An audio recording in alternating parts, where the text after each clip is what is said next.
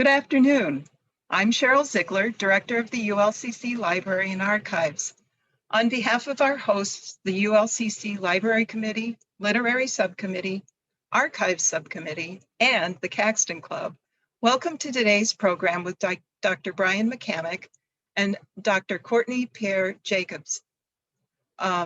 Joseph, discussing landscapes of hope, nature, and the Great Migration in Chicago.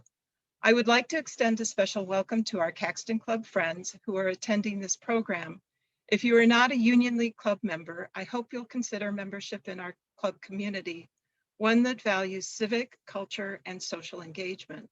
For more information, visit www.ulcc.org or contact membership@ulcc.org. A huge thank you to Caxton Club President Jackie Bosler for collaborating with us on our virtual programming. By working together, we can extend our reach and bring you more and varied programming. We truly are better together. We encourage you to purchase your books from local independent bookstores. Dr. McCammack's book is available through Semicolon Bookstore and Gallery. Dr. McCammack and Dr. Joseph will be happy to answer questions, so please put them in the Q&A anytime during the program, and they'll be addressed after their presentation. It's now my pleasure to introduce our speakers for today. Dr. Brian McCammack is Associate Professor of Environmental Studies and Chair of American Studies at Lake Forest College. He is author of Landscapes of Hope, Nature and the Great Migration in Chicago, published by Harvard University Press in 2017. It won the Organization of American Historians Frederick Jackson Turner Award for Best First Scholarly Book in American History, and the American Society for Environmental History's George Perkins Marsh Prize for Best Book in Environmental History. Dr. McCammack's current book, project, examines the modern environmental movement's failure to build a robust interracial coalition in the 1970s. Dr. Courtney Pierre Joseph is an assistant professor of history and African American studies at Lake Forest College. Her specializations are in African American history and culture, Haiti and its diaspora, women and gender studies, and hip hop culture. Dr. Joseph earned her PhD in history from the University of Illinois at Urbana-Champaign in 2017. She has spoken at numerous institutions, including the Dusable Museum of African American History, and at various events, including the Fall 2020 Chicago Humanities Festival. Dr. Joseph is currently working on her first book, tentatively titled Dusable's Diaspora, Haiti, Blackness, and Belonging in Chicago. I'm so very happy to have you both. Welcome to you both. I'll now step back and turn the program over to you. Well, my thanks for that very kind introduction, Cheryl. And thanks to the ULCC and the Caxton Club and to Professor Joseph. It's a real treat to be able to be in conversation with her because we don't see each other anymore. And this past year, the pandemic, we'd be on campus and see each other regularly. Not so much the past year. So this is a real treat to talk about how our work intersects. So we're hoping to have sort of a free-flowing discussion between the two of us today and entertain your questions. But I thought I would start out by talking about the genesis of my book, Landscapes of Hope. And the idea was really to unpack how and why nature mattered to African Americans in Chicago in the interwar period. And that motivation was really driven by a lot of scholarship that has been written about Black Chicago, tons of scholarship. Probably there's no one city in this country that has been written more about when it comes to the African American community than Chicago. And a lot of that has to do with the Chicago School of Sociology at the University of Chicago. But so much has been written, and to the extent that it was written about African Americans and the environment, it primarily took an environmental justice or environmental injustice perspective, very rightly pointing out the ways in which African Americans were disproportionately subject to a whole host of environmental ills, pollution, lack of access to green space. And that literature is really, really robust and has told us a lot about environmental inequalities. But it tended, in my view at least, to obscure how and why nature mattered to African Americans in the first place. Like what was lost by virtue of all of those environmental inequalities, all of those barriers that were set up, preventing African Americans from enjoying Chicago's lakefront, from enjoying Chicago's park system, from enjoying outlying areas that I write about in my book. We're not going to talk about African American resorts and experiences in the forest preserves in Cook County, all those kinds of things. That's like half of Landscapes of Hope.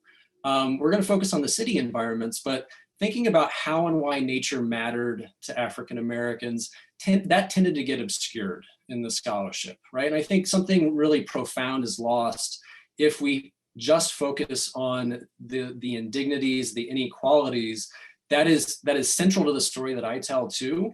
But how did African Americans actually think about the environment? Why did it matter to African Americans in the 19 teens and 20s and 30s that they couldn't go to the same beaches that white Chicagoans could without risking racial violence, right? What was lost there? So that's the essence of the book, really exploring the various places in and around Chicago where African Americans sought out nature.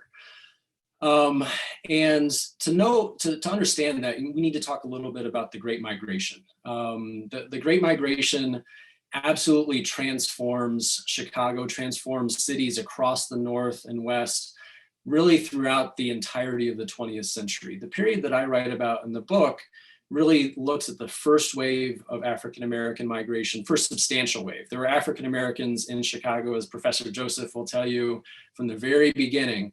But this first massive wave of migration of African Americans from the South happens in the 19 teens. It's a response to push factors in the South. This is what migration historians call it, push factors and pull factors. What's pushing you out of a place, what's pulling you to a different place.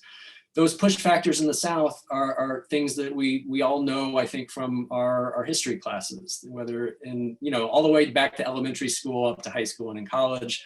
Jim Crow, disfranchisement, lynching, racial violence, all of these factors, a lack of economic opportunity, educational opportunity in the South, pushing African Americans out of the South in the hopes of finding a land of hope in the North, right? Many African American migrants before coming to Chicago viewed Chicago as the land of hope, right? Some place where you could realize those dreams that were denied you in the South.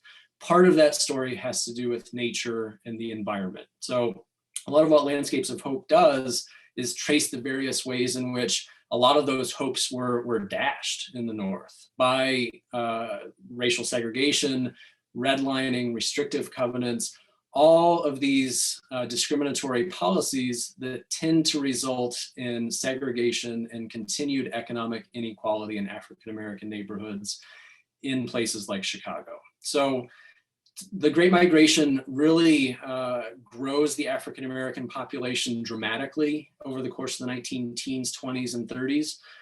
Roughly 45,000 is the African American population in 1910. By the time you get to the 1940 census, that is more than sextupled to about 250,000, quarter of a million, a little bit more than that actually, about 275. And then by the time you get to 1970, an even more massive wave of migration in the 1940s and 50s has quadrupled that population size. And also, this is really crucial, quadrupled the share of the population of the city of Chicago. So in 1940, when African Americans number about 275,000, they're about 8% of the population. By 1970, the raw number has quadrupled to 1 million, give or take, but the share of the population has also quadrupled to about 32, 33% by 1970. So there's a whole story built in there of white flight and suburbanization as migrants are flowing into the city. But my book focuses more on that first wave of migration. And I wanted to start out by showing this map, which I joked as we were preparing today, I compulsively show in all of these presentations that I've done about the book over the years, because I think what's that, Professor Joseph? Important map. It's a really important map visual. Can you, I've been talking so much. Can you tell us about why it's so important? I mean, the understanding of segregation, I think it shows that people think about Chicago as an incredibly segregated city as well, despite having, you know, these bustling kind of ethnic enclaves and, you know, the Black Belt being one of them. But understanding that these are not random things, that people are not just all deciding to live in the same areas, which part of that is true, right? But there's a other aspect of it with some of the things you're talking or mentioned, you know, racial covenants. And then there's an intense amount of just racial violence happening on the streets that polices these boundaries on an everyday level that helps us to understand why the Black Belt looks the way that it does. Why it looks the way it does and where it is, right? Absolutely. I mean, so racially restrictive covenants are rampant in Chicago in the 19 teens and 20s, eventually struck down in the 1940s, but replaced by the effects of redlining, which comes about in the 1930s. And that's why we're talking about Chicago's South Side, fully acknowledging that there is a robust and growing and vibrant West Side African-American community. But my book is focused on the South Side.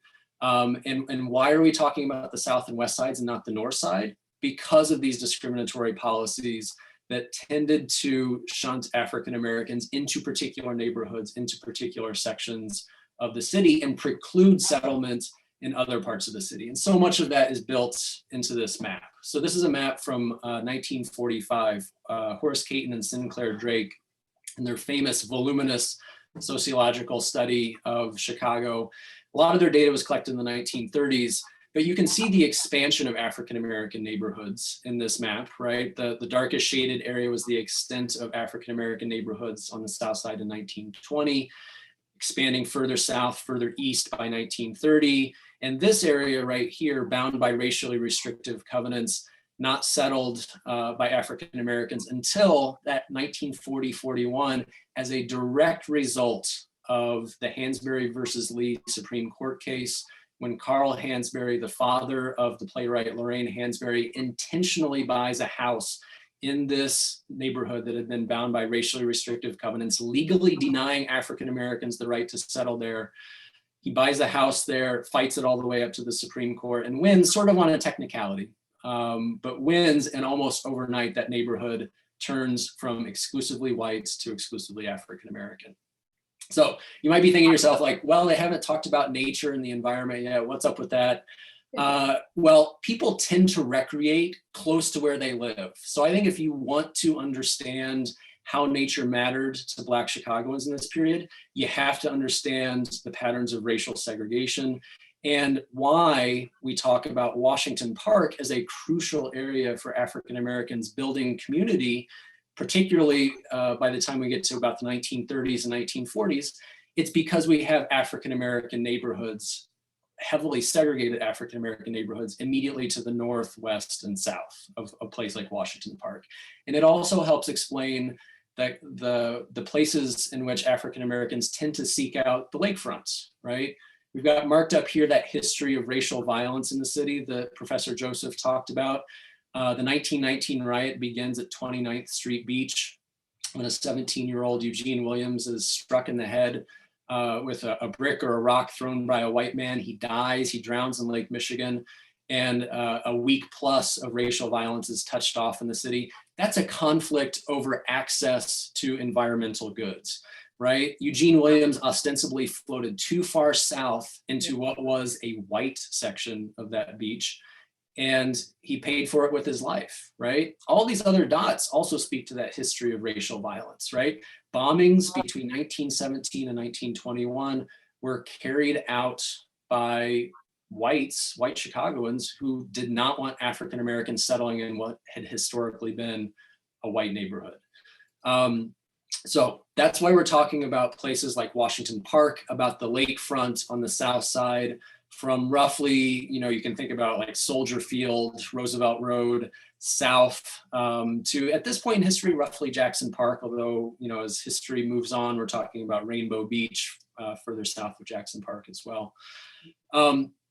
Professor Joseph, do you want to chime in here with some thoughts? Sure. I feel like I'm monologuing and I don't want to do that. No, this is good. I think it's a nice setup to, and I'm always floored by how much information Professor McCammack just has. It's just lovely to talk to a fellow historian thinking about Chicago in this very real way. My work is involved in that and then looks at it from a longer historical perspective. So I come at thinking about the Chicago landscape by thinking in Blackness in the Chicago landscape as being one and the same. If we think about the oral traditions and the oral history around Chicago's first settlement, we're talking about a man of African descent from the island of Saint Domingue, now known as Haiti.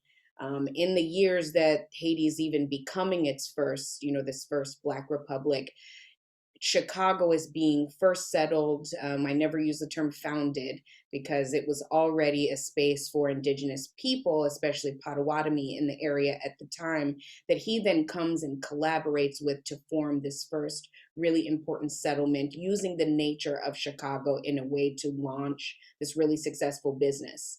Right. And so even that settlement was the first farm that had produce that fed everybody in the Chicagoland area in the late 1700s. And so to think about how then Black people then have to fight for access to the nature's landscape speaks to what happens and how the Great Migration becomes a time for new migrants, new Black migrants in the city to look back at the Dusable story and say, well, this is space that he helps to, settle and lives in and is a multicultural space with this Black man as the father of Chicago. That then gives us access to the space as well. And so we first see that at the 1933 World's Fair, where share my screen.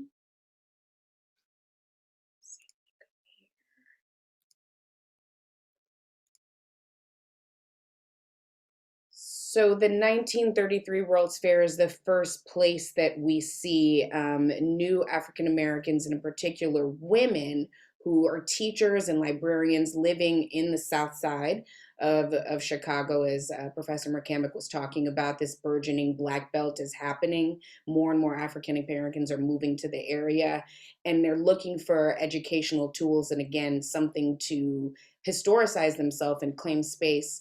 And at the 1933 World's Fair, which is supposed to celebrate Chicago, right, and its establishment in city, what is the history of the city, what are we celebrating? And it's Black women in particular, like Annie Oliver, who is on the left hand of the screen, who is the leader and founder, one of the founders of the National Dusable Memorial Society, who say we have to, in a real way, think about Chicago as a place for and by Black people.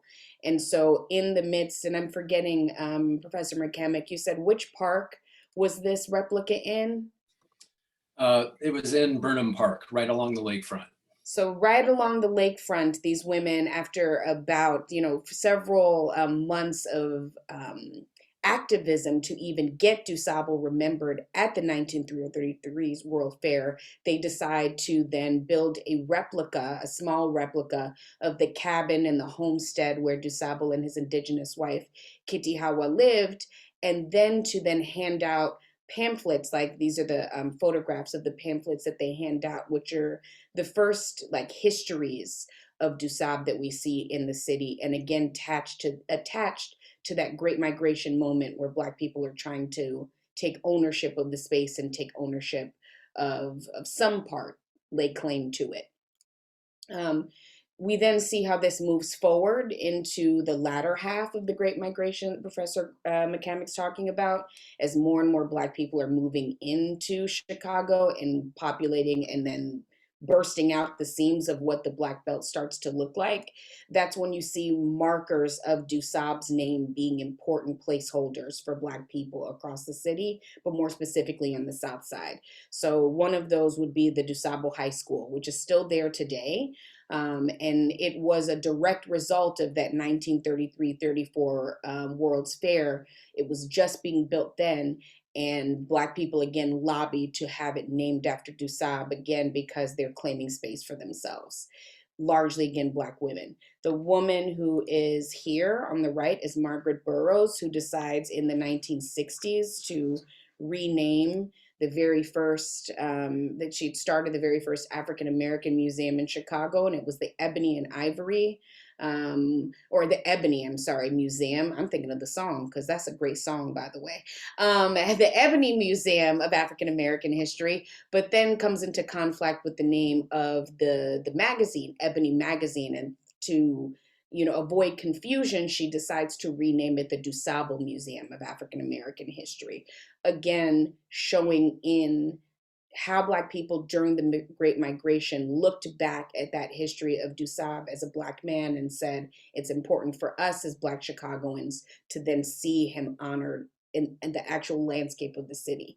More recently, though, this is what used to be the Michigan Avenue Bridge, which is now renamed the Dusable Bridge, that is right near where the only current bust for Dusable is in the city, bought by a Haitian man in 2008 who migrated to Chicago. Again, my work thinks about even extending the Great Migration to include African and Caribbean people who continue to populate the city in the 70s all the way through today. And so while the Great Migration, most historians think about it as ending around 1970. My work looks at pushing it beyond then, because that's when we see Jamaican, Haitian, etc. people more and more coming to Chicago and redefining what we think of as Black Chicago. And I argue that's a direct result, again, of this kind of multiracial, multi-ethnic Blackness that begins with Dusab, which we then see in this bust that is right overlooking the Chicago River in what is known as Pioneer Court. I think we'll spend probably, I'm going to stop here and pass the mic. Any thoughts, my dear? Yeah, I can pick up on that and talk about the Dusable Museum in Washington Park. And I think it's a great jumping off point too, to think about the World's Columbian Exposition in Chicago in 1934, mid 1930s, as an instance where African Americans in the city are claiming public space. They're claiming access to what exists of nature in the city, and primarily that's the lakefront and other Chicago parks. So if we look at this map, I think it's great, and to see just how big, first of all, the 1934 fair was right along the lakefront. This over here on the left of frame is where Millennium Park is now. It used to be just a rail switching yard right downtown, and they built the Century of Progress Fair here along Northerly Island, which was designed by Daniel Burnham. Was supposed to initially be a series of islands stretching down the South Lake Shore, but they only got this first one built. So the planetarium's there, and if we zoom in, I can show you where the Dusable Cabin is, spelled a little differently, but where the Dusable Cabin is on the map, right in the shadow of Fort Dearborn. Right? And Fort Dearborn is absolutely central to the story of Chicago's founding, the so-called Fort Dearborn Massacre in the 19th century. So I think it's really significant, right, that Dusable's Cabin is right next to that as another founding story of the city that is being incorporated more than it has been to that point in history. And it is in such close proximity to where the 1919 riot began. So this is, if we look here, this is 31st Street. Ooh, I zoomed in too far. Go back the other way. 31st Street here. Remember, the riot started at 29th Street. So just a block or two further south is where Eugene Williams was murdered, fighting for access to the lakefront, right? Other African Americans fighting in his memory for access to park space, claiming that space. And here we are in the 1930s, and the activists that Professor Joseph talked about have succeeded in sort of planting a flag there. That's so great to also bring up the proximity to Fort Dearborn and the Fort Dearborn Massacre that happens, which is the indigenous groups in the area who, fight back against what they see and are correct in seeing as encroachment on their land that will continue to push them west. And we hopefully know how that story is continuing today. But one of the only things that they did not burn down during that Fort Dearborn Massacre was Dusable's Cabin, because he was recognized as a very critical person and friend to the indigenous people at the time. So they did not burn down his original homestead, which actually then John Kinsey, who is recognized as the father of Chicago, actually moved into. So that's just a really interesting, even spatially, how then they're able to put that cabin right back in a very similar spot and retelling that history of which is more important. I was also going to mention the change in name. So the change in name, Dusable's name has been seen and rewritten, and this is a longer thing that my book is going to go into on why there's so many different spellings and how do we even know much about this individual. His name has been written in other people's things in so many various ways, but Desab, as they had it written there, was the correct, one of the more accurate ones, that Desaible. And yet, when they were going to name Dusable High School, they were going to name it Desable High School in the correct spelling. But there's discussions in the Chicago Defender about how they were nervous that it would be mispronounced to disabled or disable high school, and they didn't want that to become confusing. So that is why they then they changed the spelling that we see across the Chicago landscape as Dusab, which even speaks again to like Chicagoans needing to retell that story in a way that fits even their understanding and their culture that's being formed in Chicago during the Great Migration. Mm-hmm. Yeah. So, I mean, laying claim to those kinds of recreational spaces and the historical stories that are told about Chicago, you're seeing more and more of that activism in the teens, 20s, and 30s. It's absolutely linked to the Great Migration and African Americans asserting their rights, right? Pushing back against all of those barriers that are being erected almost as fast as they can tear them down. New barriers are being erected in this period. And I wanted to talk a little bit more about one particular space. I've shown you a lot of maps, but I want you to see like what these spaces, some of these spaces actually look like. This doesn't look like much, right? Pretty much an unimproved field. This is at roughly 37th and Rhodes Avenue on the south side, so almost due west of the lakefront map that I showed you before.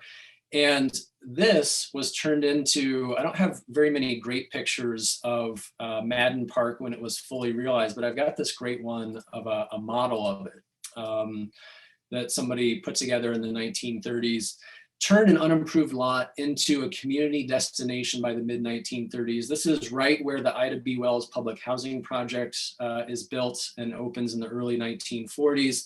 This becomes a community destination and a place for Chicagoans, African Americans in particular, to seek out a little bit of nature and a little bit of the kind of recreation that we think about in the Chicago park system, laying claim to that space.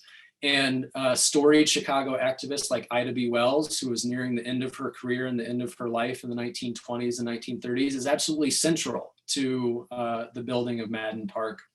So Chicagoans are laying claim to spaces like that, sort of in the heart of the working class African-American section of the city in the 30s in Bronzeville, right along what is now MLK Boulevard.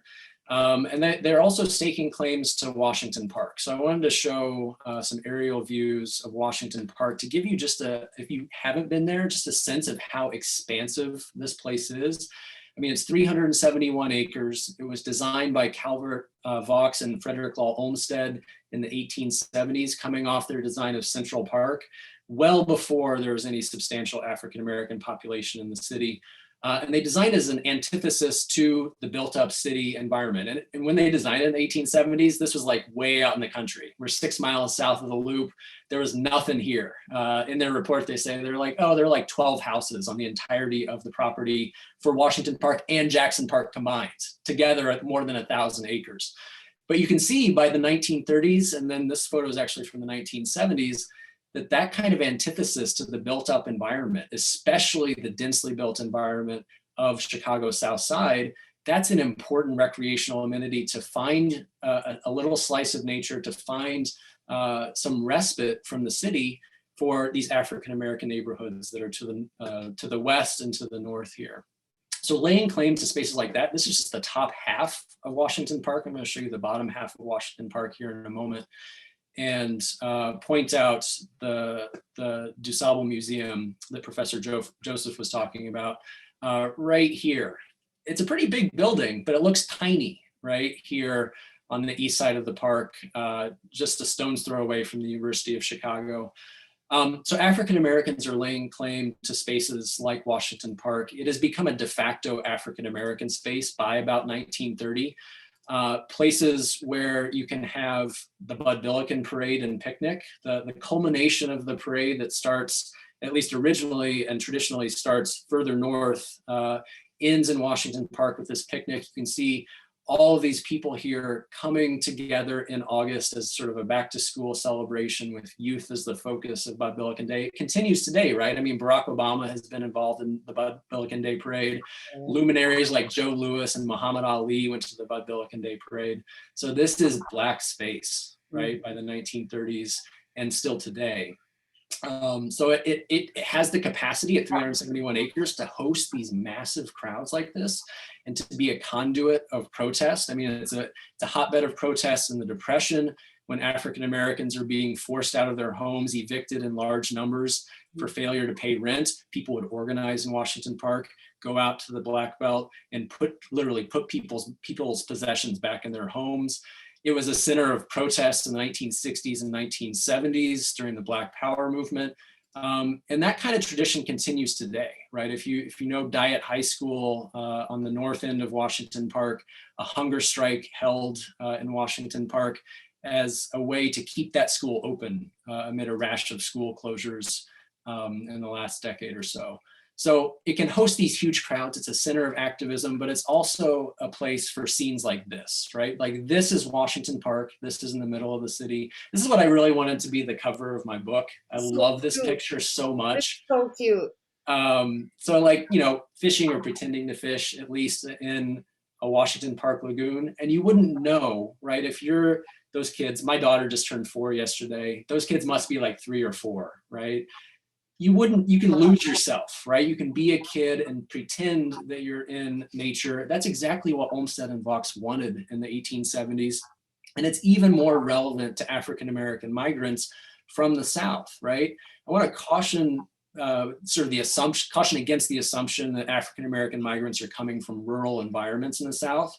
Some of them certainly did, but many of them had experience in major cities of the South, like Birmingham, which was booming with the steel mills, Atlanta, New Orleans, I mean, you name it, right?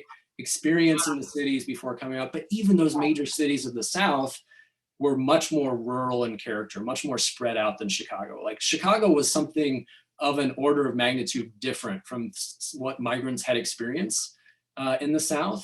Being able to maintain those close connections to nature that was a little bit easier in the South, translate them to the North, places like Washington Park, places like the lakefront, and then further out in the forest preserves, rural resorts, those were integral to maintaining that cultural heritage of the South and making someplace like Chicago feel like home to generation after generation, right?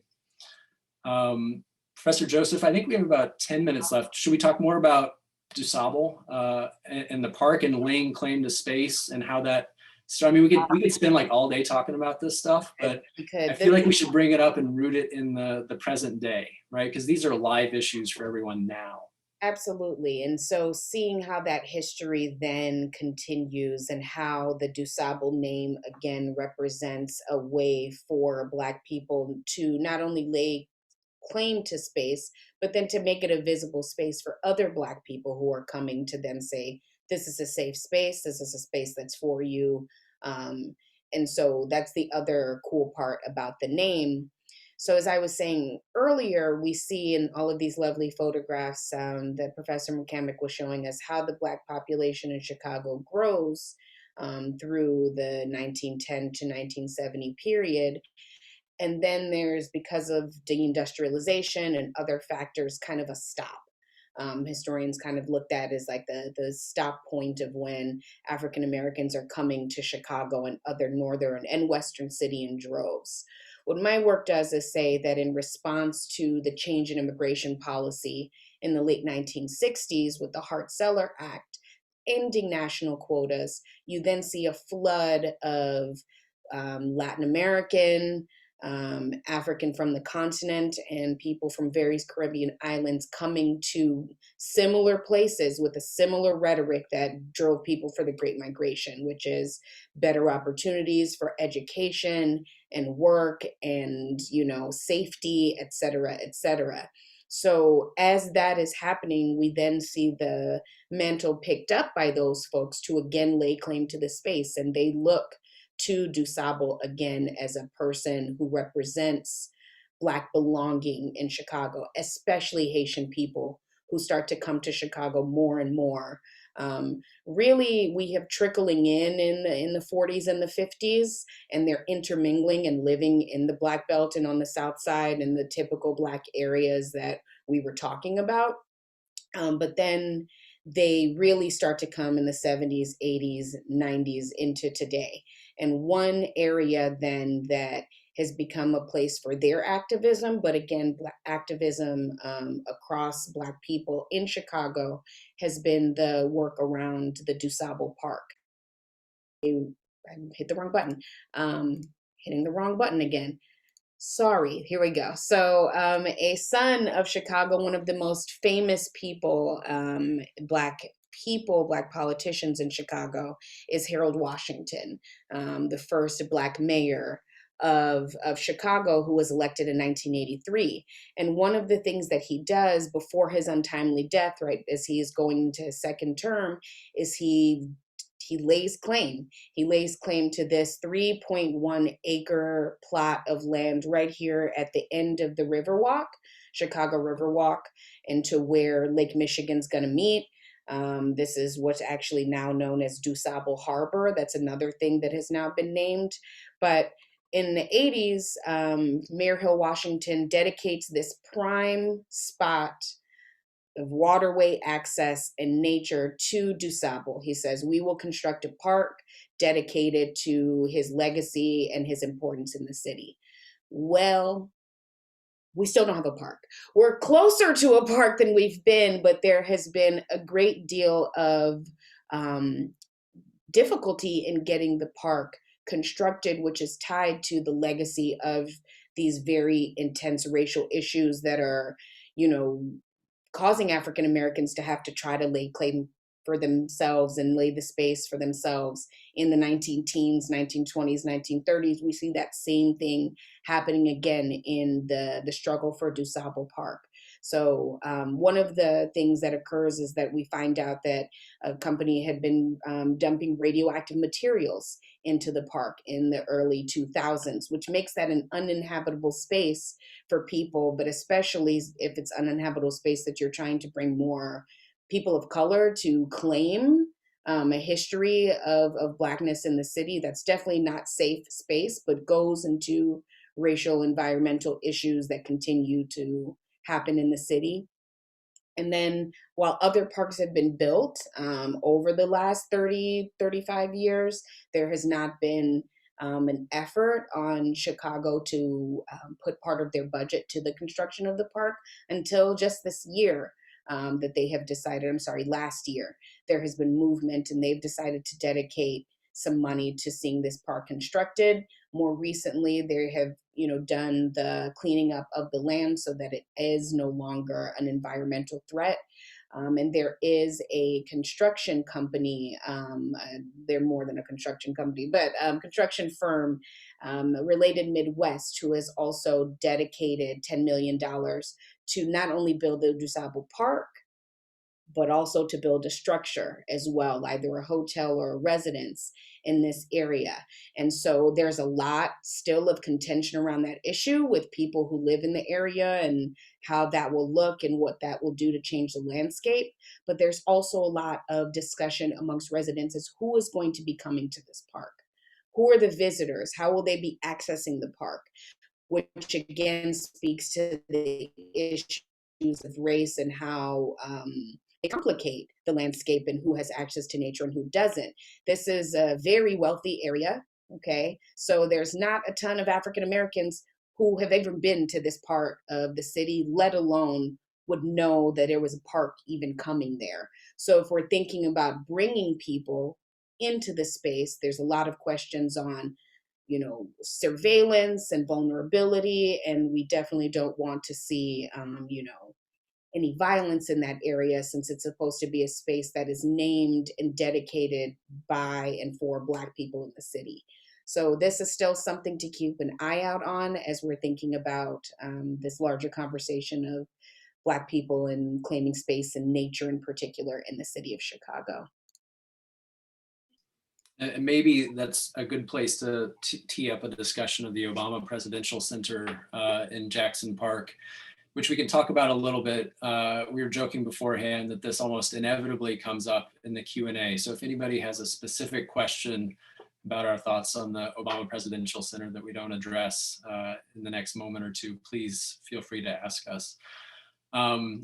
Although saying that, I usually try to avoid the question, but I'm going to try a different strategy today and just address it head on.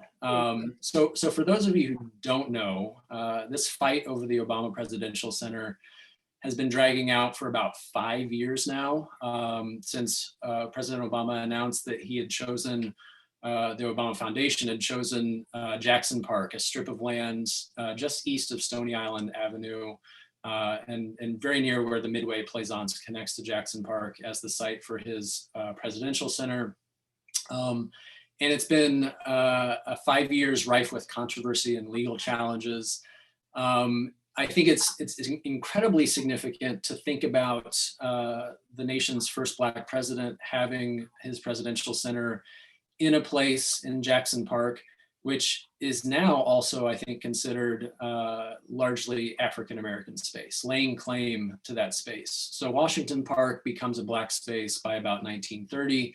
Jackson Park is contested for many more decades. And it's still a racially integrated space, right? It's not as exclusively African-American as Washington Park. And the Jackson Park beach has a lot to do with that, as do the birding opportunities and all kinds of stuff in Jackson Park.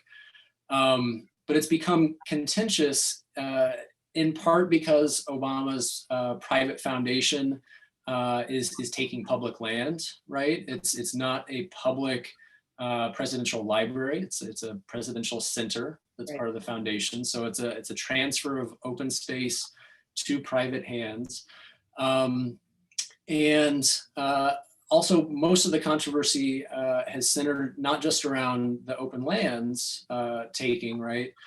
Which has gotten the backs up of a lot of environmentalists, a lot of historic preservationists that don't like to see this historic Olmsted and Vaux landscape changed. Although a lot of the footprint of the Obama Presidential Center is currently an athletic field and track. So it's not like we're getting rid of sort of pristine natural landscaping or anything. A lot of it has been concerns over gentrification and the lack of a community benefits agreement guaranteeing affordable housing and jobs to the overwhelmingly African-American neighborhoods of Woodlawn and West Woodlawn on the south side, and concerns about how that neighborhood's going to change, right? So similar issues to what Professor Joseph was talking about with Dusable Park, right in the heart of the city, playing out on the south side, right? How is this historically African-American neighborhood going to change with a destination not just for African-Americans, but for all Americans and international travelers, right? Potentially profound changes for the landscapes and the neighborhoods that African-Americans have laid claim to for generations now. So there's a lot of controversy there.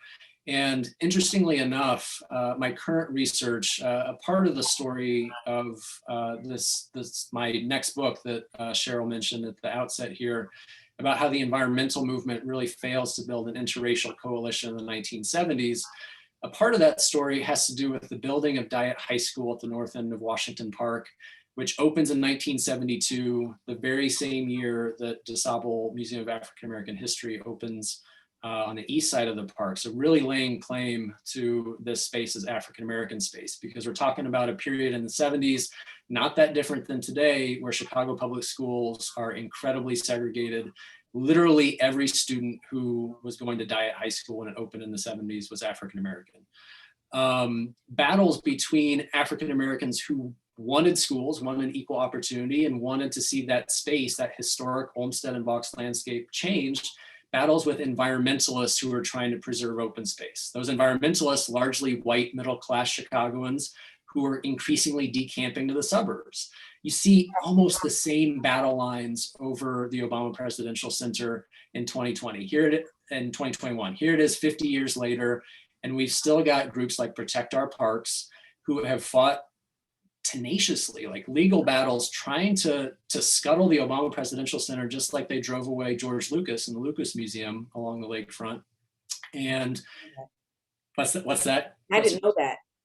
Yeah, so just as soon as they killed the Lucas Museum, the opponents to taking lakefront space for that, like a month or two later, Obama announced the Presidential Center in Jackson Park, and they immediately turned their sights to fighting that instead. So you've got open land advocates, environmentalists fighting against many African Americans. I would say the vast majority of African Americans on the South Side who, despite these concerns about a lack of a community benefits agreement, desperately want to see the Obama Presidential Center built. And we're supposed to break ground this year, finally, after all the legal challenges. But it's a replay of what was happening in the early 70s, this divide between white middle-class environmentalists and Black Chicagoans advocating for self-determination. And it's crazy how history repeats itself. It's a total cliche, but we're seeing it all over again. So we got, I think, 13 minutes for questions. Yes, we do. And I'm glad you did bring up the Obama issue. We're working on a program on bringing in a few folks to talk about the Obama Presidential Library, and maybe we'll have you all come in as well. I think that would be an interesting conversation. I want to urge people to put questions into the Q&A. We have one question from Bob Joint. And Dr. Joseph, I think you kind of touched on this, but maybe you could elaborate. Has there been a substantial migration from Haiti to Chicago? Yes. So since the 1970s, there have been more and more, really since the trickle starts in the 40s and the 50s into the 60s, but that change in immigration policy and things like chain migration that is allowed in our immigration policy, that you can send, if you migrate, then you can send for family, is a huge thing that shifts, so much so that the largest non-white or the largest groups that are represented in non-native African-American born births in Chicago are Jamaican and Haitian. So there's a really growing Haitian population. Now the census and stuff, the data will tell you, today maybe 20 to 30,000. But as we know, there are a lot of issues around census data and how people identify themselves versus what the census tells you to identify yourself as, and multiple other issues and how comfortable people say, immigration status, et cetera. So community activists would put that number higher at about 100,000 people, mostly again on the South Side, but then again populating into other areas in the North and West, and now into the South suburbs, which shows how gentrification of the South Side part of the city that Professor McCammack was talking a lot about also shapes where Black immigrants live and their families as well. I had a personal question that I wanted to ask.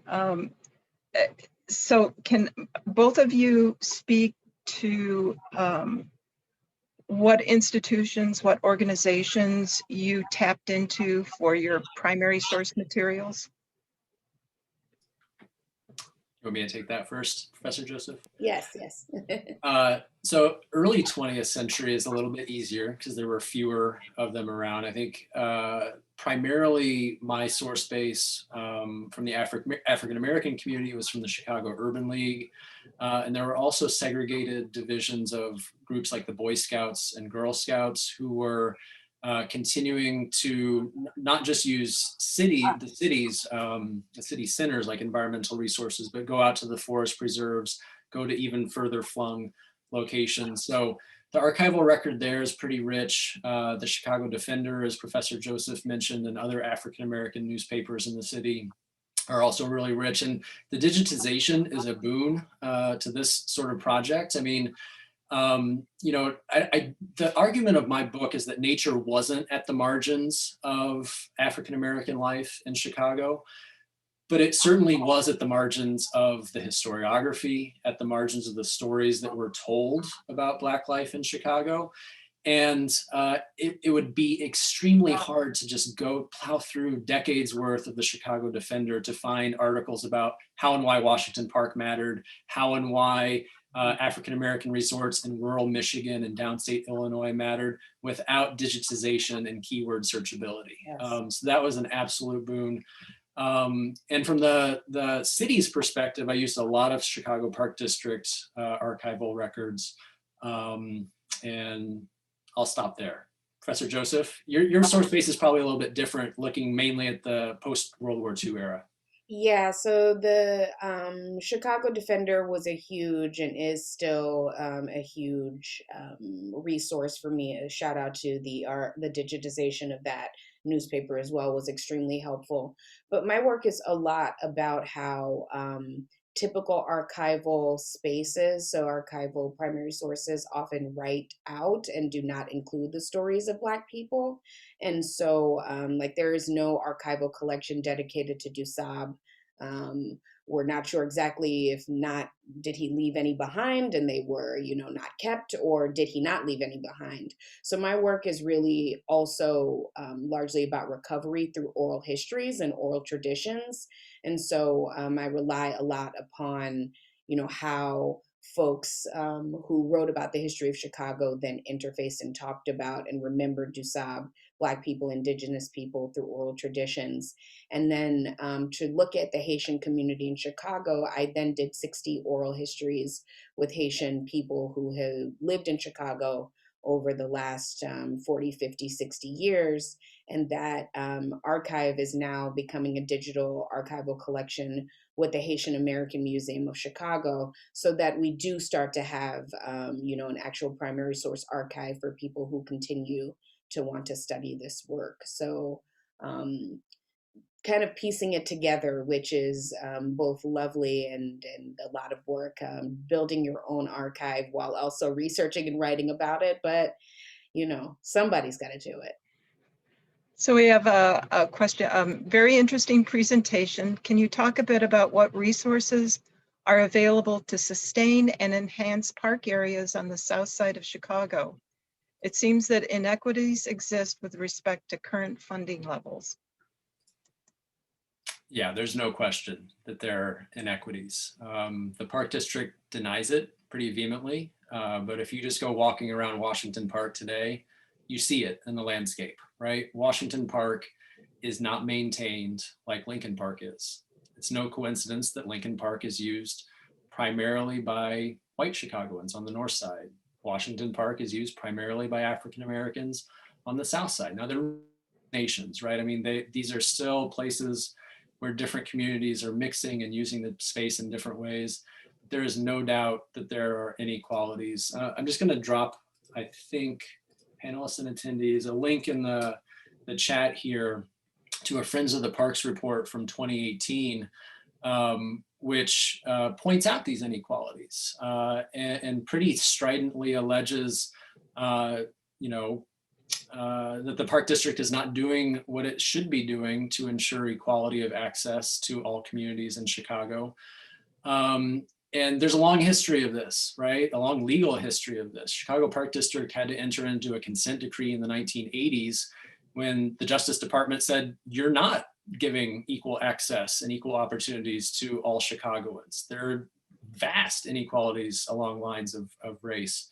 The Park District was released from that consent decree after a few years, but those inequalities persist. And this Friends of the Parks report that I linked to is really pointing out those continued inequalities. So there are certainly many community groups on the south side and on the west side that are advocating for parks. I don't want to frame Friends of the Parks as the be all end all, but that's just the first thing that comes to my mind when I think about this long historical trajectory of inequalities in the parks.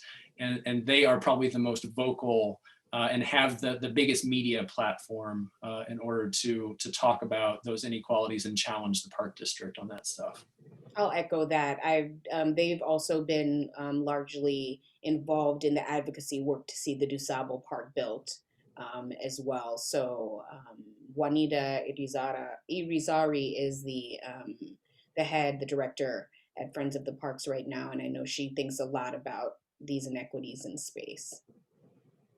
Another question, has there been any history done of Idlewild, the African-American resort near Baldwin, Michigan? Yes, that's in 2 chapters of my book. Please buy it.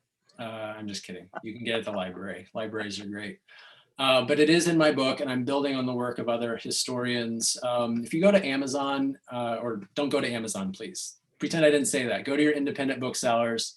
But a couple of books that are directly about Idlewild and not about making the kinds of connections that I do between Chicagoans who are going to places like Washington Park and then summering at Idlewild, or a book by Ronald J. Stevens just titled Idlewild, and another book by Lewis Walker titled Black Eden.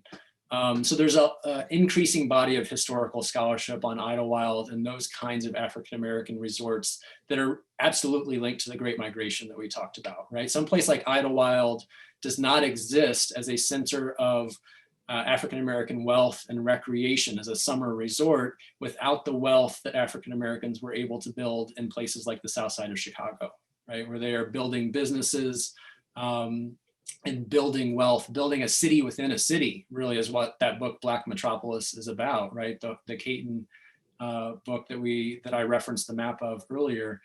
So yes, the short answer is yes, there is a lot of scholarship on Idlewild, and I do talk about it a bit in my book. Question of what is the difference between the siting of the Dusable Museum in Public Park and the issues that surround the Obama Center? I will say really quickly, Professor Joseph, you probably have your own take on this, but the Dusable Museum actually took over an abandoned park police building. So the Chicago Park District used to have their own police force. Mm-hmm. They folded that for financial reasons, I think primarily, and the Chicago City Police now police the parks. So that building had been in existence very early on in Washington Park's history. It wasn't part of Olmsted and Vaux's original design, but that building had been there for a long time and it was sitting there as unused space. So when the Dusable takes over that space, it's really making that space productive for the Black community. So I think the fact that you already have an extant structure there makes it pretty different. Agreed. And previously, the museum had been coming out of Margaret Burrow and her husband's home. That's where the original museum had been. So it was becoming very popular to the African Americans in the area to be able to visit and learn about the history within the city, that then when they moved it to a larger building, it was seen as a welcome thing, since it was already in a space and already existed and could then address the needs of the community. I think the issue that's different with today is what Professor McCammack was talking about, that if you ask African Americans in the area, what the critiques they have, they're still largely in support of seeing that in the space. And it's not them necessarily leading the charge of saying that, there are issues with having the Obama Museum there, because to them, again, it could be, and I don't want to speak for them, but from what I'm understanding, this is still a positive in the way that having the Dusable Museum was a positive thing that is about Black people claiming, laying claim to their history and their space. It's other folks that are coming inside who maybe are not as connected with the community's needs who are driving a lot of the critique and lawsuits, et cetera. We have one final question, and then there's a comment I'd like to get to. The question is, would the South Side opposite Washington Park have been a better place for the Obama Center? Well, Barack Obama didn't think so. So who am I to say? That was the other finalist, though. If you followed this, there was another site proposal on the west side of Washington Park that would have taken a little sliver of land, less than they took out of Jackson Park, as well as land outside of the park, just west of Washington Park, that the University of Chicago had acquired for just that purpose, or maybe they had had it for a while. Obama decided not ultimately to go with that. I think that my understanding of it is that it had to do with proximity to the lakefront, which, as we know, is just central in the minds of Chicagoans, and proximity to transportation and the Museum of Science and Industry, other destinations that are more well established in Chicago's sort of tourist world. Washington Park, a couple miles to the west, is really even more so in the heart of the Black Belt still, right? So I think in many ways it would have been better. In many ways, it makes sense why Obama picked Jackson Park instead. I think he probably set himself up for more of a fight in Jackson Park, honestly, over the open space. He's used to fighting, though. Yep. He's used to the struggles. So That's right. We have a comment from, and I hope I'm pronouncing this right, Rebecca Sive, letting you know that Dr. Burrows and I were appointed to the Chicago Park District Board of Commissioners by Mayor Washington. While there together, we addressed many issues related to race and the Chicago landscape, including lawsuits alleging discriminatory action by prior mayoral administrations, by CPD and allocation of pools, gyms, field houses, etc. in Chicago parks. The West Side parks are enormously important to understanding this issue of landscape and race in Chicago. I hope you will address in future presentations, and I hope we will too. I would love to have both of you back. This has been a great conversation. Thank you so much for sharing your time with us. We also appreciate you, our audience, your support of our library programming, and we look forward to seeing you all in our next program. Thank you to ULCC members and Caxton Club members for attending, and we look forward to seeing you in at our next program, which, by the way, here's a plug, the ULCC Outstanding Book on the History of Chicago 2021 Book Award is going to be held on Thursday, March 11th at 6 o'clock. It's a virtual event. I hope you'll all join us. So thank you so much to you both, and we wish you a good afternoon. thank you so much, Cheryl. Thanks a lot, Cheryl, ULCC and Caxton Club. Appreciate it. Thank you all for having us. Thank you, Professor Joseph. It was a pleasure, Professor McCammack. It was a pleasure. Thank Thanks, you. everyone.